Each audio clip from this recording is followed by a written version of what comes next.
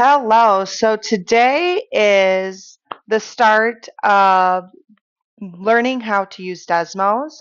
So what we're going to do today is I'm going to go through these 5 types of problems that you will see in this course, and I'm going to show you how you can plug them directly into Desmos to get the answer.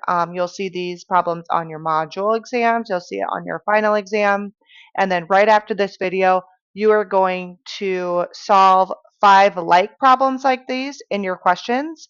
And what you're going to do is you're going to type them into Desmos, then type your name and take a screenshot of how you typed it into Desmos and upload that as your answer.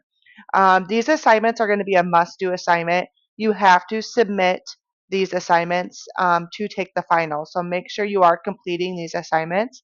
If you ever have questions with these assignments, please reach out, because if you don't complete these assignments, I will add a retake, and you won't be able to take your final. So make sure you are taking these assignments seriously, uploading your images, and I'm going to show you how to do that. So let's start with this first problem here. Um, the first problem says simplify 19 divided by 0. So if you see this problem, they'll probably give you 4 possible answers. So I'm just going to show you how to get the correct answer. So it says simplify 19 divided by 0. I'm going to go to Desmos. What I'm going to do is I'm going to type in 19, the divide sign on my computer, and 0. As you see here, I get the answer undefined. So this would be one of the possible answers on your question that you will see. So this is the answer. The answer is undefined. So that's all you have to do to solve a problem like this. What you then will do is you're going to type in your name. So I'm going to type in my name. I'm going to type in my name.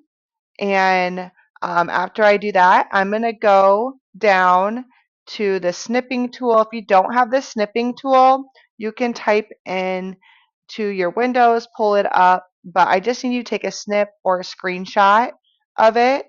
Um, so you're just going to take a screenshot of it, and then that's what you're going to upload into your answer. So make sure you type it in how you see it, type your name and include your name in that screenshot. If it was a problem that would show something on the graph, I would want you to include the graph too. So just get in the habit of including this on the side and the graph, so that your screenshot should be this whole thing, and then you would just copy that and paste that into your answer. So that's how you do the first one.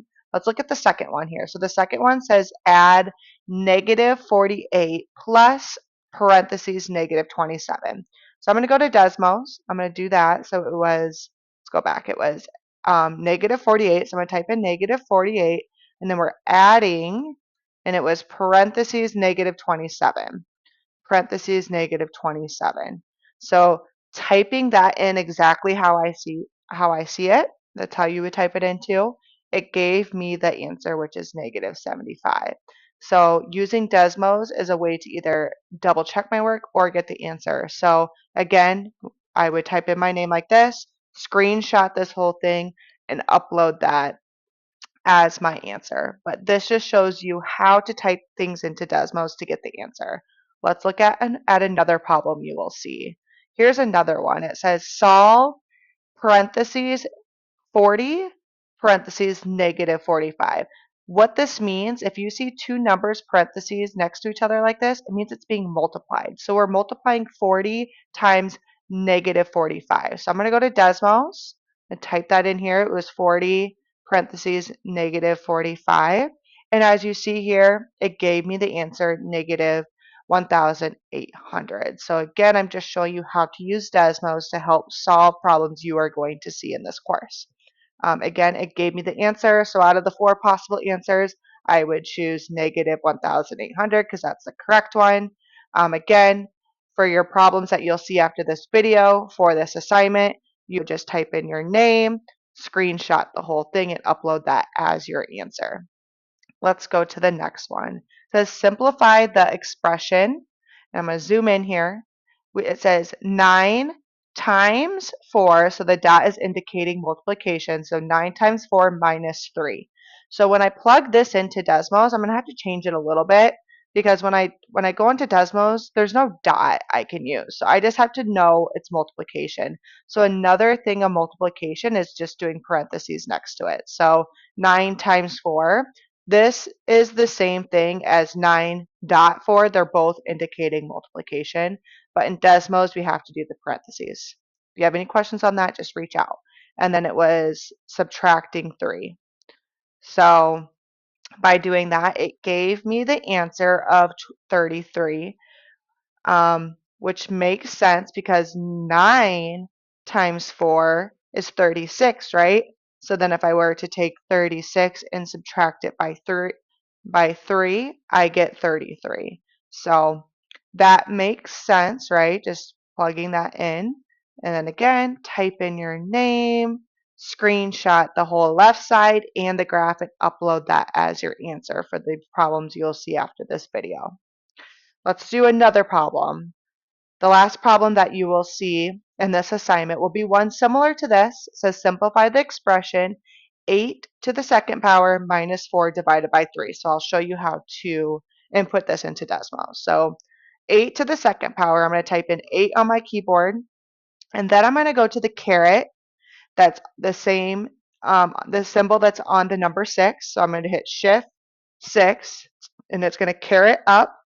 You see my cursor went up, and I'm going to type in 2. But now I'm still stuck at the 2, and I need to do a minus sign here. So to get my cursor back down, I'm going to hit the right arrow on my keyboard, and you'll watch it move from the 2, and it moved back down. So it moved back down. I'm going to hit minus, and then it's 4. Then I'm going to hit the divide sign. And you see how I hit the divide sign and it went under 4? I don't want it under 4. I want it like this. I want it underneath the whole thing, right? So what I need to do, I'm going to backspace. I'm going to have to put parentheses over this so it will go over the whole thing. I'm going to go back over, now hit divide sign, and I can add the 3. So it looks like this. So in this case, if I don't add the parentheses, Desmos will just do it under the 4. So a way to get around that with Desmos, I'm just adding the parentheses in. So you'll see a problem like this where you'll have to do the same thing. Just know to get it to look exactly like the problem here, you just had to put in the parentheses to tell Desmos to do the divide sign underneath the whole thing and not just 4. And as you see here, I then get the answer 20. Again, type in your name, screenshot the whole thing, upload your answer. But this is just showing you how to get problems you will see throughout your course and how you can use the calculator, Desmos, to solve it for you. Again, you get to use your calculator throughout your whole course, and you also get to use it on the final, and you get to use Desmos on the ACT. So learning how to use Desmos is really important. After this video, you're going to have a couple other questions to fill out. Follow that same format. Type in what that question's asking you in that question. It's going to be a little bit different than these ones. Put your name under it and upload it. Again, you have to do this assignment. You have to add your name so I know you're not cheating or taking other photos elsewhere. I want you to show that you are typing this into Desmos and learning how to use it. Again, if you have any questions, just email me. Other than that, look for more assignments like this. You'll start seeing assignments like this throughout your course. Have a good day.